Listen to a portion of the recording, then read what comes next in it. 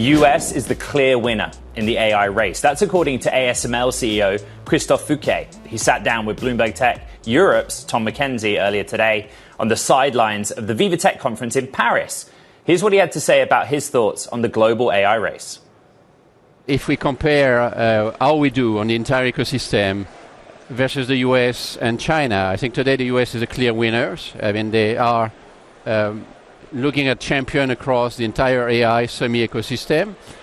I think the one place they were missing a bit out was manufacturing, and I think they have been extremely aggressive in bringing some key company to manufacture in the US. They can do that because they buy chips. ASML CEO Christophe Fouquet. Back to SpaceX. Despite today's decline, SpaceX has soared since its IPO 4 days ago. A big part of investor enthusiasm stems from Elon Musk's goal to put data centers in space starting in 2028. We've heard from those bullish on the prospect, including SpaceX investor Sean Maguire, who said this about orbital compute. Every individual component here is kind of fully proven by SpaceX, except for the compute side. But that is not, it's just not that hard. But space does present specific challenges for compute, including communication between satellites and with the ground. That's an issue Dan Roelker, former head of software engineering at SpaceX, set out to address when he co-founded Observable Space. And Dan joins us now. I'm really grateful for you to come in with your expertise, right? When you read the SpaceX prospectus, It's like, okay, the big picture, get it. Space, data centers in space as early as 2028. One of the things we focused on the show is the ability for communication, RF, but also laser. Try and summarize the challenge for us.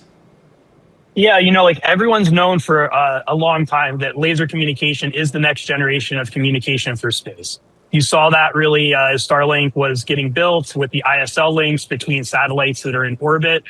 It's, you know, because it's in space, there's no like atmospheric conditions or it challenges really establishing optical links. One of the big challenges you kind of have, though, going from space to ground and ground to space is obviously the atmosphere. But everyone kind of knows that solving those technical challenges are what's going to provide the really like 10 to 100 times the bandwidth throughput that you're going to want and continue like low latency that we need for kind of expanding into space. That's what we're kind of doing here to, yeah. Go ahead. No. I'm sorry to interrupt you. I guess that the easiest way to help the Bloomberg Tech audience understand is like, what are the current limitations of existing generations of hardware and software in that environment in space? Yeah, so, you know, I think from being able to deploy these ground stations for laser communications at scale on Earth to communicate is definitely one of the challenges. There's a lot of technical challenges as well around being able to correct like the kind of waveform and wavefront for laser communication and around like adaptive optics as you're basically receiving the light on our ground stations. These are all like very active challenges, but we've actually made as an industry a lot of advancements to make this feasible at this point. The data centers in space now is really going to require laser comm to be the primary mechanism of communication moving forward. So the timing works out really well. There's still challenges ahead, but it is, I'd say, like commercially viable at this point. And so that's why we're really excited about being able to get these deployed at scale over the next 6 to 12 months. Observable Space, the world's largest vertically integrated hardware and software company for space observation, but you are working on the laser component. That's right. Why is laser the best technology? There's a few different things that make it clearly the winner over RF. First, just pure speed. It's 10 to 100 times faster. The second is there's no spectrum management. You know, a lot of times with the RF bands, you have to work with different countries to be able to manage who owns the spectrum and how that's kind of being used and serviced from space. And then the other one that is really important, especially for kind of military defense purposes, is the privacy of it. It's a very point-to-point communication. So it's extremely hard to eavesdrop on and be able to collect that communication. You have to be in a very specific area where the ground station is located at in order to collect any signals. So from a military perspective, this is like a clear winner, and most future constellations for defense purposes are going to be optical first moving forward.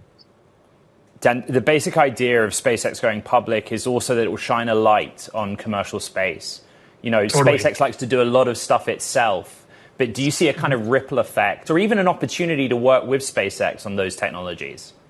Yeah, totally. Like, SpaceX, like we love SpaceX. It's really the company that's defining the future of space. So, partnerships with them, like we work with them, and we would continue to would love to expand our relationship with SpaceX moving forward. I do think you're going to see over this next phase of space technology development, people starting to unstack, kind of pull out the different stacks in the space technology spectrum. It's kind of similar to like how this happened in the early days of the internet, when if you were going to be an internet company, you had to do all the things. Right. You were a data center, you were like a website, you were doing networking.